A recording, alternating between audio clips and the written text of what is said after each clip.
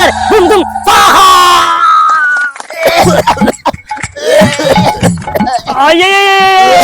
ಏನಾಯ್ತ್ರು?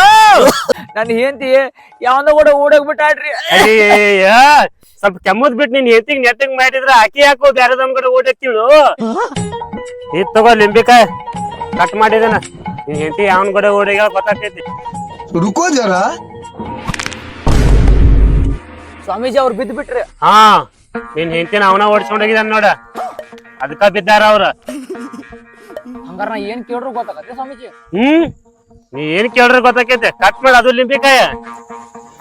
रुको जरा ನಾನು 2 ಮಕ್ಳು ಅದಾವ, ಅವ್ ನನ್ನೂ ಅದಾವು, ನನ್ನ ಹೆಂಡತಿ ಅದಾವ. ನೋಡಿ ಬಂದ